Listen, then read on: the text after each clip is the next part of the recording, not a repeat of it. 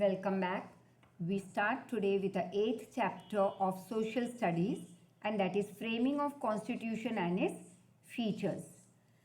Now I have already provided over here in this chapter and in few more chapters that we would be doing ahead a very simple format that you can see above, that what is constitution, what is its importance, so that the chapter learning would become easy for you. If you are asked for one marker, what is constitution? You may write any systematic collection of rules which we have framed or designed to govern a country's regime, that is to rule a country, and that is called constitution. Now simple words में अगर तुम कहो तो मैंने ऊपर लिखा हुआ है collection of rules which governs a country, that is constitution. अब इसके importance देखते हैं. What is the importance of constitution? Constitution के बिना तो कोई country आगे बढ़ ही नहीं सकती. So people they frame a constitution which helps in the development of the people and country. तो सबसे पहले it is a basic and very important document, मतलब बहुत ही ज़रूरी है किसी भी कंट्री के लिए एक कॉन्स्टिट्यूशन बनाना. और इसी कॉन्स्टिट्यूशन में क्या होगा? Rules, regulations, rights, duties, lot many things involve. Second, countries laws are based और फ्रेम्ड और रिटन डाउन और decided upon depending on constitution, मतलब कि जो लॉज बनाते हैं हमारी कंट्री के, they take the support of constitution before they frame a law. अब सबसे ऊपर क्या है when you compare all the laws? तो लॉ से भी ज़्यादा सुपीरियर कौन है? कॉन्स्टिट्यूशन. अब इस कॉन्स्टिट्यूशन को हमें पीरियडिकली चेंज करना होगा. इसका मतलब ये नहीं कि कल चेंज किया फिर 2 दिन के बाद फिर से करेंगे, चलो भाई अब इच्छा हुई, फ्री हैं, एक बार फिर कॉन्स्टिट्यूशन बदल देते हैं. सॉरी, ये अलाउड नहीं है. यहाँ पे word periodically means at least after a certain time period, जैसे 10 साल, 15 साल, डिपेंड्स अपॉन द नेसेसिटी और द अर्जेंसी.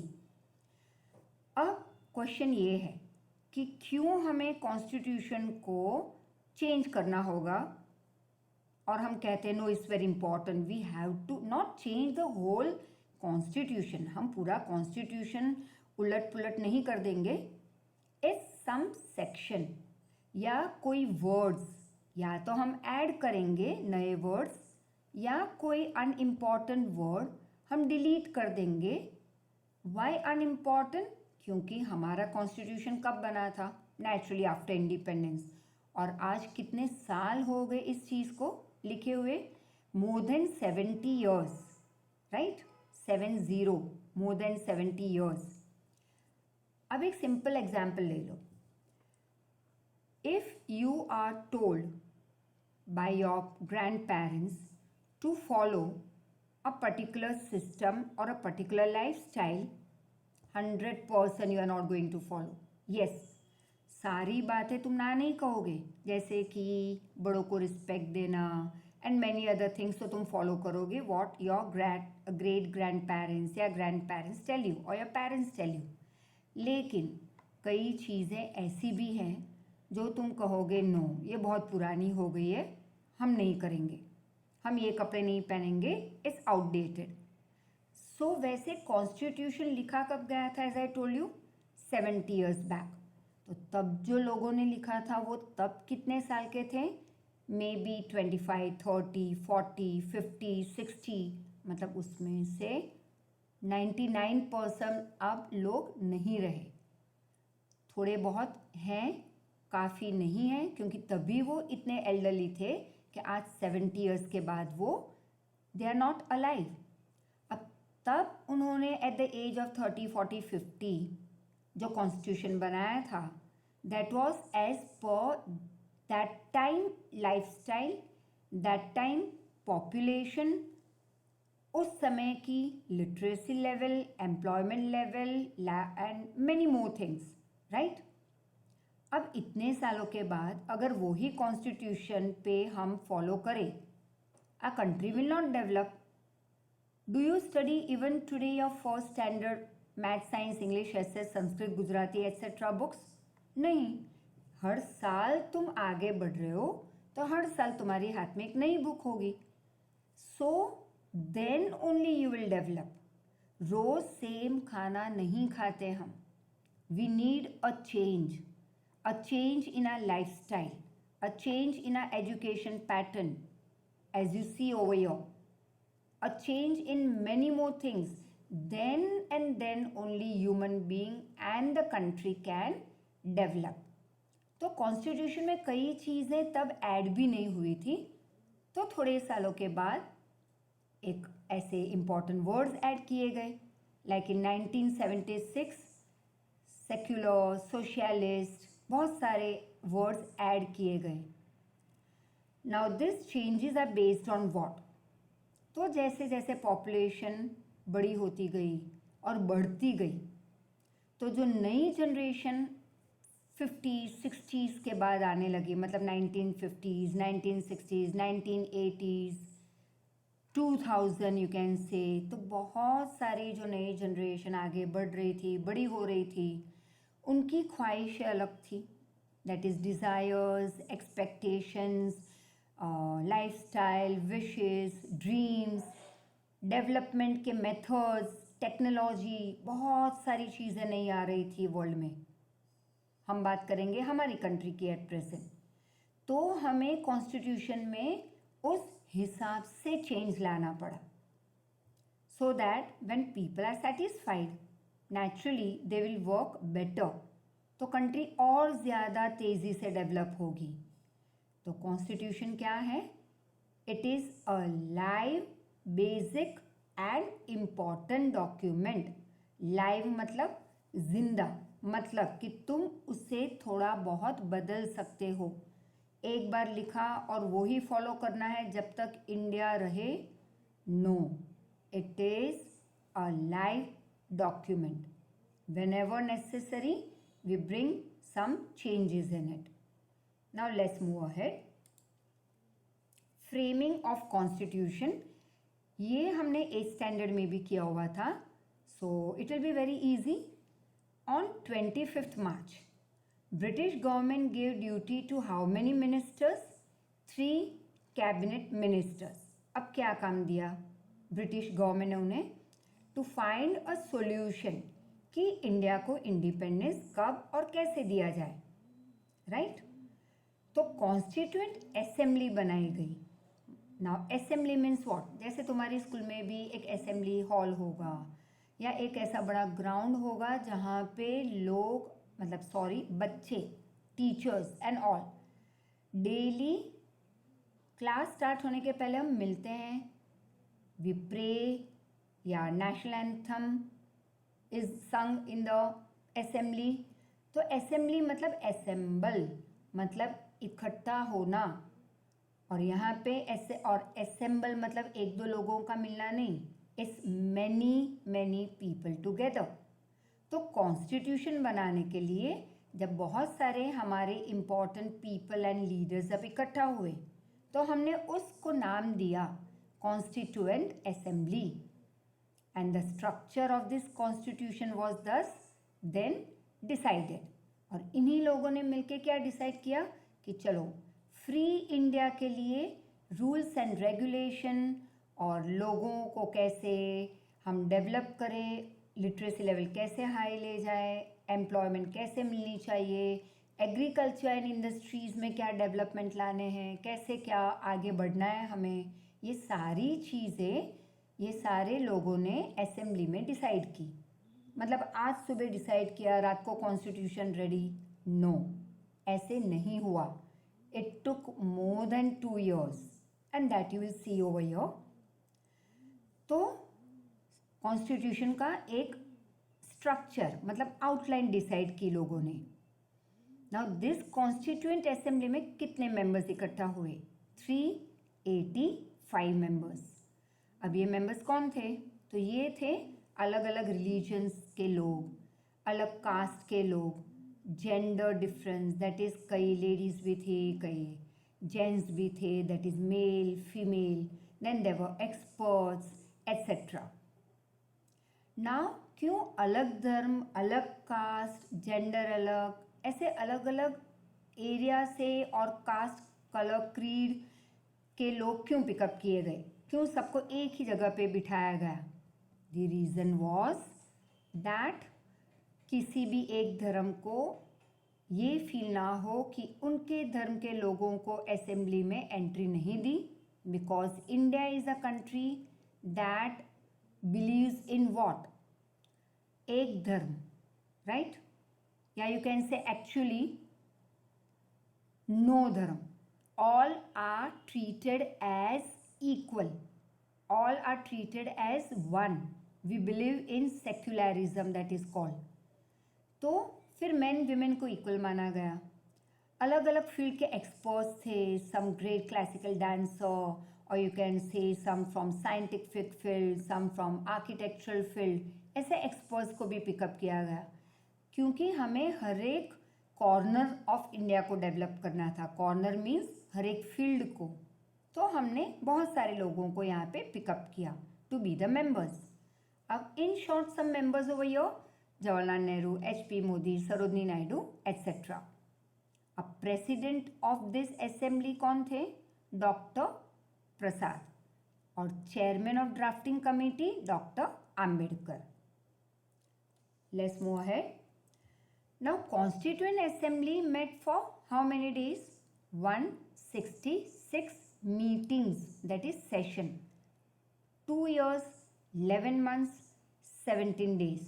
अब तुम कहोगे 2 years and 11 months and 17 days मतलब तो हो गए 800-900 दिन से ज़्यादा, जबकि मिले कितने दिन? ऊपर क्या लिखा हुआ है? 166 मीटिंग्स. और दिन तो हो गए नियरली 1000. मीटिंग तो 200 तक भी नहीं पहुंची. तो कहीं पे जैसे आज यू कैन से कोई 2 लोग एब्सेंट रहे मीटिंग में, तो मीटिंग उस दिन हुई ही नहीं. Important points are not discussed.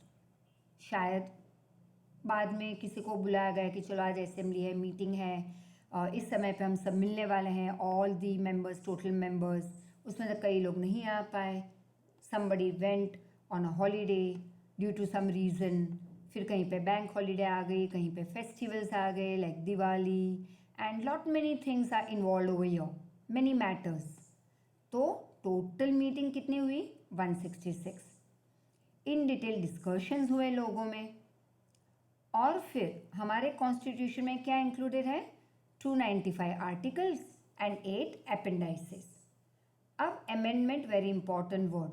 Amendment मतलब कि हम पूरा कॉन्स्टिट्यूशन नहीं बदलते, only some words which are of great importance, उसको या तो हम ऐड करते हैं, या कोई पुराने वर्ड्स या रूल्स हो गए तो उसको हम डिलीट कर देते हैं, थोड़ा रिफॉर्मेशन ले आते हैं, उसे हम कहेंगे अमेंडमेंट. अब ये अमेंडमेंट जब हुआ तो उसमें क्या बन गया? 295 आर्टिकल्स की जगह पे आ गए 395, और 8 की जगह पे 9 appendices. Constitution was passed on 26 Jan 1950. तो इंडिया ने उस दिन को डिक्लेयर किया एज इंडियाज रिपब्लिक डे. अब हमारे इंडियन कॉन्स्टिट्यूशन में क्या इंक्लूड किया है? 4 लायंस एज नेशनल एम्बलम. जैसे हमें तो दिखते हैं 3, but all 4 are in 4 direction. तो 4th one is at the back which we can't see. फिर नेशनल स्लोगन बनाया गया सत्यमेव जयते. फिर कॉन्स्टिट्यूशन में क्या लिखा गया है कि हमें उन्होंने हमारी सिटीजनशिप दी है, राइट्स, ड्यूटीज़. फिर यूनियन गवर्नमेंट और स्टेट गवर्नमेंट में क्या रिलेशंस हैं, कैसे वो डील करते हैं कंट्री को डेवलपमेंट में. दस कॉन्स्टिट्यूशन ऑफ इंडिया एक बहुत डिटेल्ड डॉक्यूमेंट बना and elaborate, मतलब very much in detail, actually you can say big, very huge document was made. The next one, preamble. Very important, 2 marker. अब जैसे तुम्हें कोई एक पर्टिकुलर चैप्टर नहीं आया या बच्चे जैसे स्कूल खुलती है तो टेक्स्ट बुक के साथ आ जाती है तुम्हारे हाथ में एक digest. Now what is digest? It is just a reference book. जैसे कि हम आपको नोट्स देंगे, अभी मैं आपको वर्कशीट प्रोवाइड कर रही हूँ, आंसर शीट प्रोवाइड कर रही हूँ। What is that?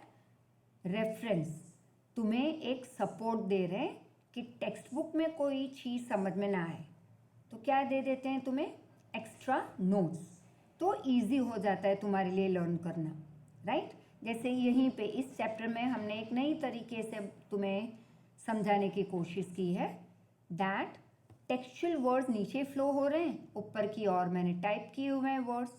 That is in short, not actually in short, is going in detail as such you can see over here, but एक easy understanding है वो टेक्स्ट बुक की।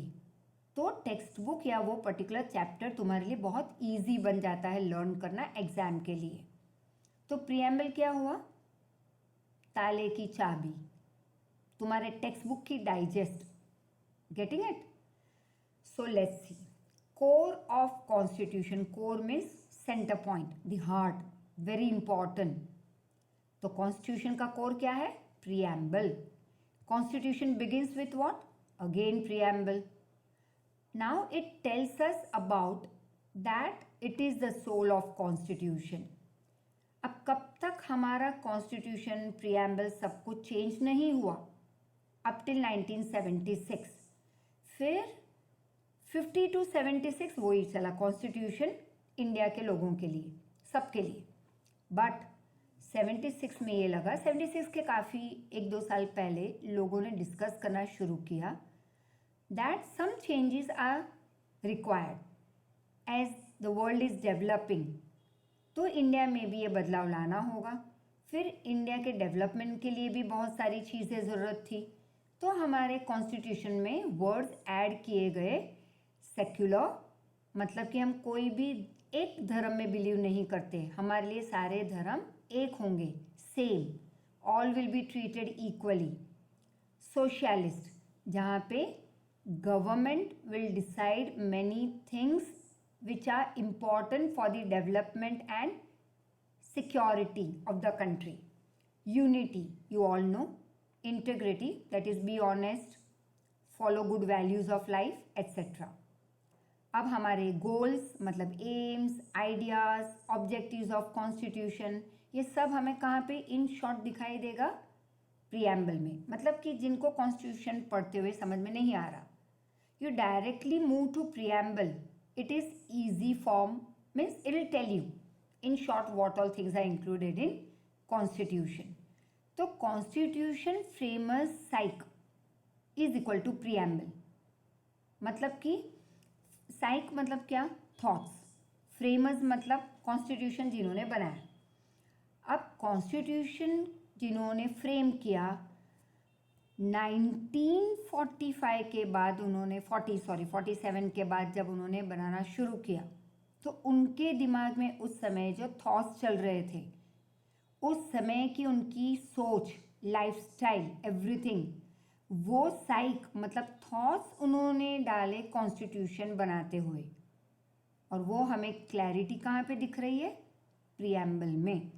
सो preamble very clearly tells us about कि constitution framer उस समय क्या सोच लेके आगे बढ़ रहे थे और कॉन्स्टिट्यूशन बनाया उन्होंने।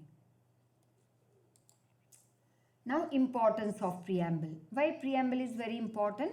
Because first of all we already did, it is the soul of constitution. वो हमारा एक गाइड है, जैसे तुम्हारी सब्जेक्ट्स गाइड। फिर अलग अलग लॉज अगर अच्छे से हमें समझना है, प्रीएम्बल इज अ सपोर्ट।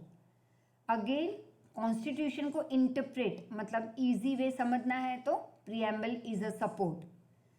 अगर कोई भी प्रॉब्लम सॉल्व करने हैं हमें, कोई चीज़ हमें कॉन्स्टिट्यूशन में क्लैरिटी वाली नहीं दिख रही, तो सारी क्लैरिटी कौन दे रहा है हमें? Preamble. Again preamble is what? A compass, that is a guide to understand constitution provisions. Provision मतलब जैसे तुम्हारा कोई एक स्टोर ले लो घर के आसपास से, ग्रेनरी स्टोर, करियाना स्टोर कहते हैं ना, वहाँ पे क्या लिखा रहता है? Provision store. मेडिकल शॉप है तो क्या लिखा रहता है उस पर? Medical provision store. मतलब एक पर्टिकुलर स्टोर एक पर्टिकुलर चीज़ प्रोवाइड कर रही है। ग्रेनरी शॉप में मेडिसिन नहीं मांगोगे, मेडिसिन की शॉप में जाके आलू और प्याज नहीं मांगोगे तुम, या दाल चावल खरीदने नहीं खड़े रहोगे। सो दिस आर, वैसे कॉन्स्टिट्यूशन भी कई चीज़ें प्रोवाइड कर रही है हमें, like rules, regulation, lot many things. तो प्रीएम्बल क्या है? ये प्रोविजन को समझने में हमें सपोर्ट कर रहा है। और preamble is also backed by high goals and ideas. Now next, pillars of preamble. Now inscribed in preamble, inscribed means it's already written down in preamble, S raised to 3 D R J L F E. It will become very easy as you move ahead. Let's start.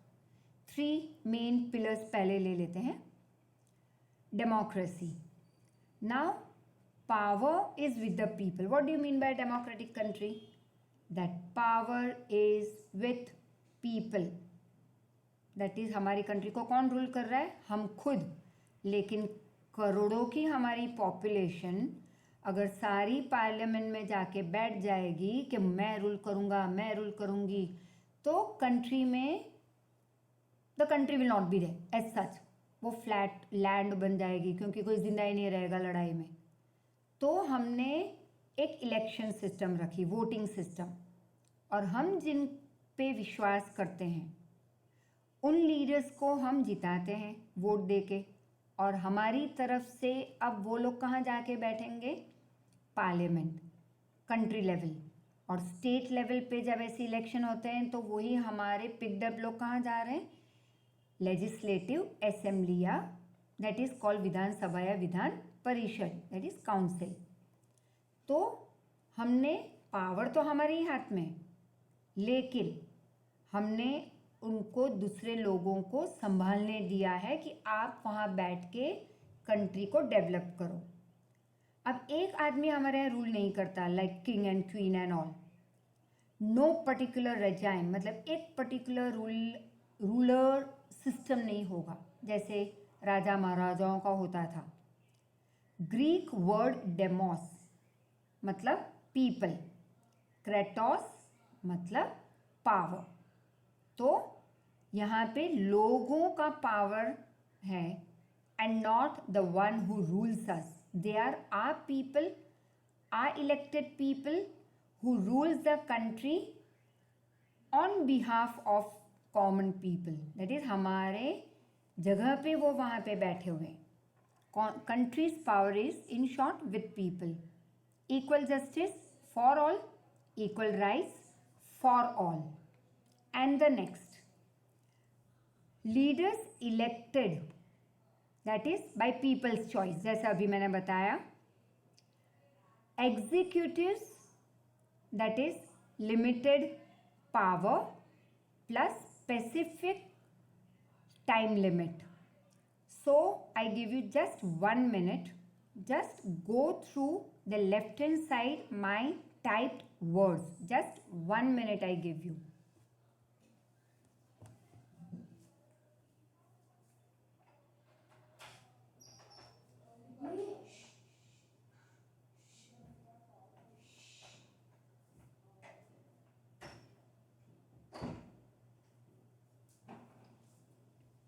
So we are back. Have you gone through? Let's see when we meet face to face, the same page I am going to ask you. मुझे तो याद पक्का रहेगा, तो तुम उसी दिन first lecture में रीड करके आ जाना ये particular page. I am going to ask you questions, right? So leaders elected by people's choice. Executives मतलब कि जो रूल्स एंड रेगुलेशन बनाते हैं वो लेजिस्लेचर हुआ. अब उसको वो रूल्स या लॉज को जो एग्जीक्यूट करवाते हैं, they have limited power. Plus specifies time limit, मतलब कि वो यू कैन से एक पर्टिकुलर टाइम लिमिट के लिए वो रूल कर रहे हैं हमें, लाइक से 5 years, राइट। अब 5 साल के बाद उनका पावर चला जाता है, अगर फिर से वो इलेक्ट हुए, अगर हमें विश्वास है उन पे, लाइक नरेंद्र मोदी जी 5 साल PM, we have lots of faith on him, once again he came as PM. This is how it is with executives. State and local government are elected by us, that is voters. Democracy once again is what? मतलब एक country जो हमसे rule हो रही है, means it is by the people, फिर हमारे लिए है ये कंट्री, फॉर द पीपल, और हमारी है, that is of the people. Cabinet ministers, मतलब कि हमारे जो मिनिस्टर्स हैं, group of ministers it is called, they are responsible to the parliament. Responsible मतलब आंसरेबल. अगर कोई क्वेश्चन रेज हुआ अगेंस्ट अ पर्टिकुलर मिनिस्टर और अ ग्रुप ऑफ मिनिस्टर, तो पार्लियामेंट में जब मीटिंग होती है, you will see sometime if you are watching TV such political news, तो हम देखेंगे that they ask various questions over there. अगर कैबिनेट मिनिस्टर जवाब नहीं दे पाते, they will have to resign. तो they are responsible, they are answerable to the questions asked in the parliament.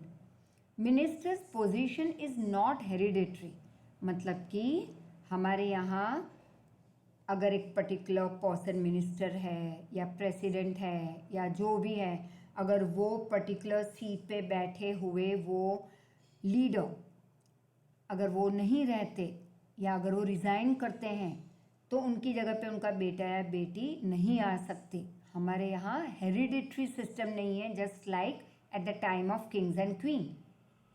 Government कितने सालों के लिए रहेगी? 5 years. फिर एक नया इलेक्शन होगा. अब government works again as per written down in constitution. They also have to follow the constitution. Thus it is called responsible government. अब democratic government is based on what? तो हमारे यहाँ डेमोक्रेसी मतलब क्या? हमारे यहाँ सबको इक्वल माना जाता है. All are given freedom, that is liberty, fraternity and many more such freedoms are provided to the people.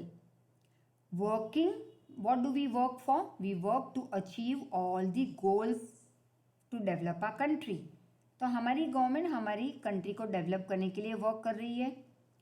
Power to vote किनके पास होगा? हमारे पास, कॉमन पीपल. दस confidence is instilled, that is you will सी कि जब भी वोटिंग होती है तो यहाँ पे एक कॉन्फिडेंस लेवल होता है. You know that all this things are provided to you. Like just read the last line and it will become clear to you, the last sentence of the textual part. The constitution provides और distributes, that is disseminates the power to people to give vote according to their wish and thereby instil confidence in the constitution. मतलब कि जब हमें freedom मिल गई कि भाई तुम्हें जिसे वोट करना है तुम दे सकते हो, उसी को वोट करो, तो हमारे कॉन्फिडेंस लेवल बढ़ जाता है. We start believing in our constitution and in our government more, right. Now next, the constitution it provides us what? Renders means gives us fundamental rights, duties. Judiciary that is impartial, मतलब यहाँ पे कोई partiality नहीं होगी कोई भी court में. Members of assembly etcetera. 18 years and above के लोग वोट कर सकते हैं. यहाँ पे कोई भेदभाव नहीं होगा कि भाई तुम काले हो या लंबे हो या पतले हो तो तुम वोट नहीं कर पाओगे, या तुम अनपढ़ हो तुम वोट नहीं करोगे, you are very poor so you will not vote. No, all this things are not there in our country. All are treated equal. Very important, बस एक चीज़ कि हमारा नाम इलेक्टोरल लिस्ट में होना चाहिए, right. Then only we can vote. And the next. Now start. So first we did was what? Democracy. Second, socialist. 1976 में we carried out a 42nd amendment, मतलब कि थोड़े बहुत चेंजेस तब तक बीच बीच में आते गए। तो 1976 में एक बड़ा बदलाव आया कि काफ़ी वर्ड्स ऐड हुए थे। तो सोशलिस्ट भी एक वर्ड था जो ऐड हुआ कॉन्स्टिट्यूशन में। All were treated equally.